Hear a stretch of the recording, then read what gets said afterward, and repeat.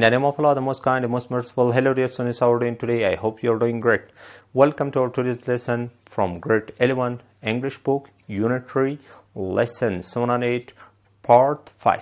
You can open your books on page 48. د لوی څښتن تعالی په نامه ګران زده کوونکو څنګه یې هیله ده چې روغ او جوړ اوسئ. انګلیسي ټولګي ته ښه راغلاست. لکه څنګه تاسو پوهیږئ د نن ورځې لوست مو د 11 ټولګي انګلیسي کتاب څخه دریم څپرکی، اووم او اتم لوست دی او پنځمه برخه. تاسو به د خپلو کتابونو 48مه پاڼه راخلاصه کړئ او راځئ چې د نن ورځې درس پیل کړو. Before we start our today's lesson, let's take a short look what we have studied in the previous lesson. مخکې له دې چې نن ورځې درس پیل کړو، د تېرې ورځې درس به یو لنډه کتنه وکړو چې په هغه درس کې موږ څه ولوستو. You know, in the previous lesson we have studied one section, revision. تاسو پوهیږئ د تېرې ورځې لوست کوم یوه برخه ولوستله، هغه هم د ریویژن یا تکرار برخه. د تکرار په برخه کې ګران زده کوونکو تاسو پوه شوئ چې موږ هلته یو متن د افغانستان کې د اسلام په اړه ولیک چې اسلام په اړه متن و او څه ډول دغه افغانستان ته د اسلام راغلی دی او د چا په وخت کې راغلی دی. همداسې هغه تاریخ باندې پوه شو چې په کومه پیړۍ کې د اسلام راغلی دی او همداسې ګران زده کوونکو په دې باندې هم پوه شو چې نن د اسلام تاثیر په ورځني ژوند کې د انسانانو څه ډول دی او څه ډول اغیز دا د انسانانو په ژوند باندې پرېږدي. دا د اسلام ګران زده کوونکو دغه متن مو ولوست او کورنۍ دنده مو هم درلوده. هیله ده چې ترسره کړي مو.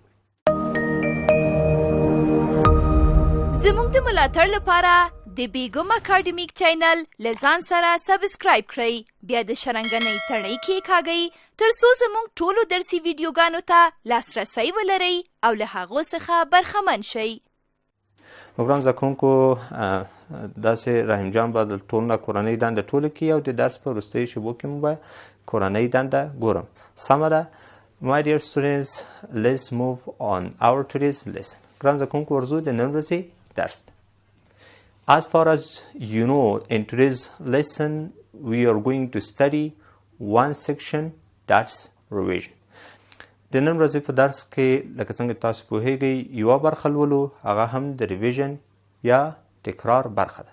د تکرار په برخه کې لکه څنګه تاسو پوهیږئ ګران زده کوونکو دلته به موږ ځینې پوښتنې دي یا پوښتنې راکړل شوي دي، موږ به هغه صحیح ځواب ورته ټاکو چې د پوښتنو ځواب څه شی دی. Dear students, before we move on the main subject of our today's lesson, pick up your pens and notebooks and write the key points in our today's lesson. If you have any question at the end of the class, you can ask me. مخکې له دې چې د نن ورځې د درس اصلي موضوع ته ورشو، ښه زده کوونکو تاسو قلم کتابچه اماده کړئ او مهم ټکي درسره ولیکئ، یاداښت یې کړئ. کومه پوښتنه درته پیدا کېږي د درس په جریان کې کولی شئ درسره نوټ یې کړئ او درس په وروستیو شیبو کې وپوښتئ. My dear students, let's get started our today's lesson. ښه ګران زده کوونکو راځو د نن ورځې دغه درس اصلي موضوع پیلو. revision یا تکرار. Section D. Now choose the correct answer. اوس به تاسو وایئ هغه سم ځواب دلته ټاکئ یا به انتخابوئ. نو دلته ګران زده کوونکو موږ ته جملې راکړل شوي دي، دغه جملې به ګورو او نور ځوابونه هم شته لکه د A, B, C, D. داسې 4 کلمې دي. د هرې جملې لپاره چې مناسبه کلمه وه هماغه به موږ په نښه کوو. نو ګران زده کوونکو راځئ چې ورسو لومړۍ جمله ولولو. The literal meaning of Islam is د اسلام هغه لفظي معنا وایي څه ده؟ fighting جنگ دی، peace سوله ده، sadness غم دی، pleasure خوښي ده. نو ګران زده کوونکو لکه څنګه چې موږ متن کې ولوستل معنا یې څه ده؟ peace. نو کوم دویمه برخه چې هغه بی ده، د بی پیس دا سمه ده کلمه. نو بله کلمه ګران زده کوونکو لولو، دلته بله برخه کې ګران زده کوونکو بله جمله لولو چې بله جمله کې راغلي The message of Islam was revealed to the holy prophet, peace be upon him. ښه د اسلام هغه اصلي مسج یا پیام چې دی دا پر حضرت محمد صلی الله علیه وسلم نازل شوی. څه وخت نازل شوی دی؟ 1005 years ago, 1005 years ago, 2000 years ago, 1400 years ago and 1300 years ago. نو ګران زده کوونکو تاسو پوهیږئ چې د اسلام هغه پیام 1014 کاله مخکې نازل شوی دی چې د سی ځواب صحیح دی چې دا به تاسې دا کلمه پرېښه کړئ. او داسې دریمه جمله ده The prime message of Islam is the unity of God, the messenger, the holy Quran, the Muslim. د اسلام لومړی پیغام چې دی هغه څه دی؟ لومړی پیغام یې لومړی برخه کې ویلي یونیټي آف ګاډ، د خدای وحدانیت دی، یووالی دی، د مسنجر پیغمبر دی، د هولي قرآن قرآن دی، د مسلم یا مسلمان دی. لکه تاسې چې پوهیږئ د اسلام لومړی پیغام چې دی دا د الله وحدانیت او یووالی دی. نو ای برخه دا د ای ځواب سم دی. Unity of God. داسې راځو ګران زده کوونکو څلورمه جمله هم لولو. A Muslim has main duties to perform. نو دلته به خانه کې کوم ځواب راځي؟ 1 2 4 5.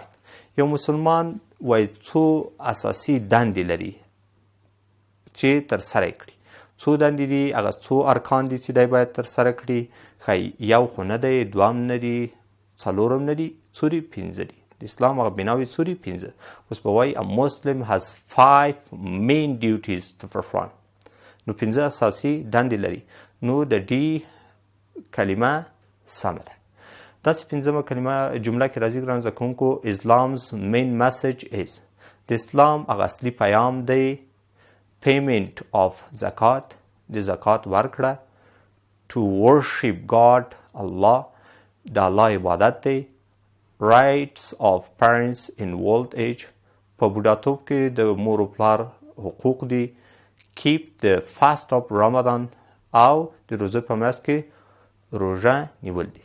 نو ګران زده کوونکو تاسو پوهیږئ چې د هغه اصلي هدف د الله عبادت دی چې د بي کلمه ګران زده کوونکو د بي ځواب سم دی to worship God or Allah.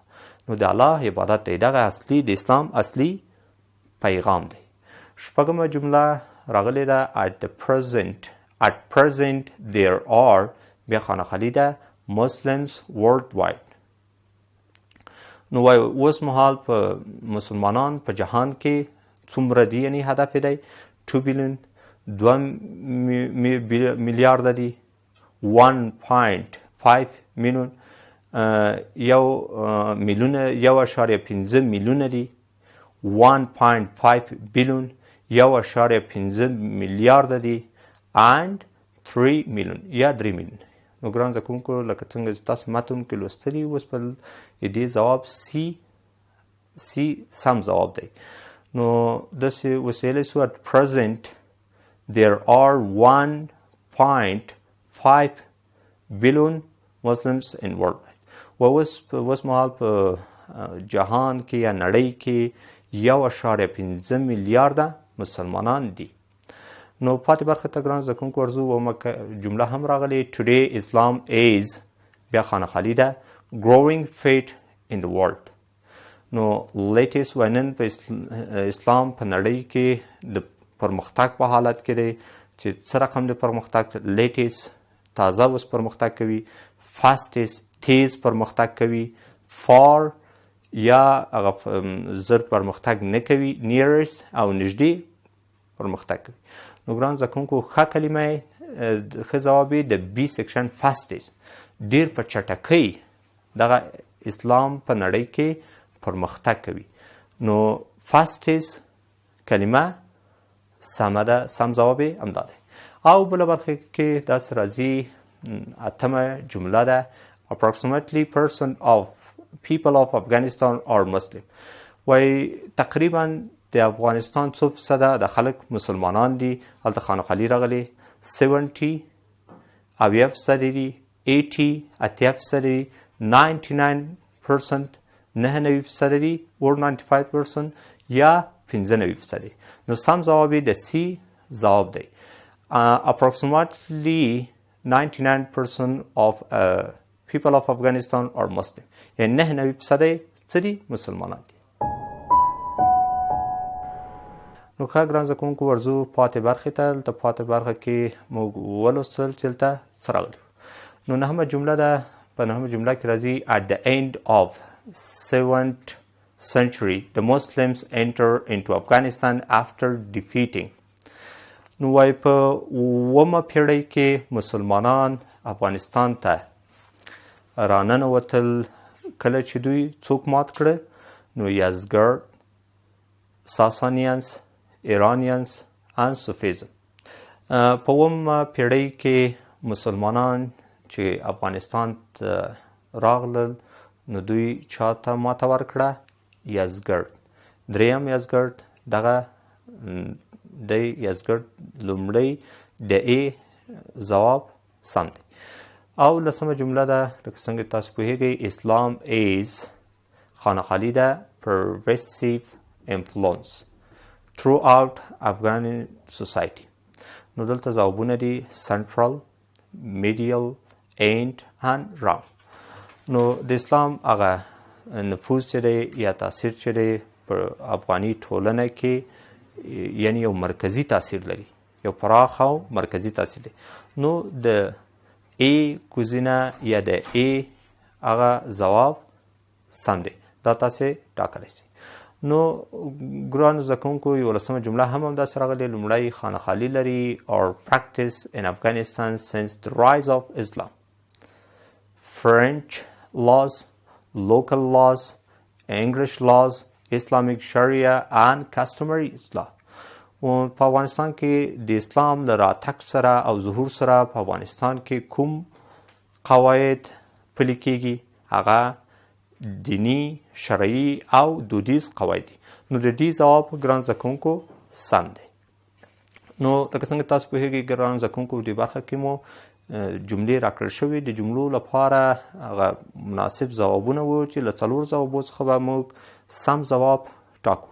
او داسې تاسې هیله ده چې سم ځوابونه مو په نښه کړي چې د هرې جملې لپاره سم ځواب کوم. دا مو د نن ورځې په درس کې ولوستې ریویژن یو برخه یې تکرار، یو برخه یو ځل مو بیا له د ریډینګ له برخې نه دغه ته کتنه وکړه چې دغه جملې موږ کولی شو په اسان توګه هغه صحیح ځواب په نښه کړو. My dear students, if you're ready, let's do a quick recap for today's lesson. In today's lesson, we have studied one section that was revision. د نن ورځې درس لنډیز ته راځو. لکه څنګه تاسو پوهیږئ ګران زده کوونکو یوه برخه مو لوستل هغه هم د ریویژن برخه. د ریویژن تکرار په برخه کې موږ د جملې راکړل شوې وي. د جملو لپاره ځوابونه وو چې سم ځواب باید موږ په نښه کړو. نو دا کله چې د ریډینګ متن په سمه توګه لوستلی وي نو دې ته دغو ځوابو ته په سمه توګه ځواب پوښتنو ته په سمه توګه ځواب ورکولی شو. دغه څه چې د ریویژن یا تکرار په برخه کې مو ولوستل. هیله ده چې یو څه مو ترې زده کړي.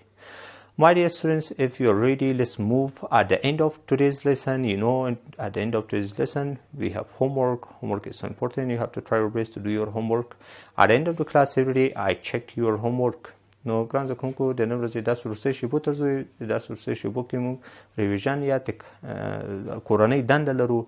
نو تېرې برخه کې مو له ریویژن نه کورنۍ دنده لره هیله ده چې هغه مو ترسره کړي وي. Pick up your pens and notebooks and write the homework for tomorrow. قلم کتابچه هم راواخلئ او ولیکئ د سبا ورځ لپاره کورنۍ دنده homework.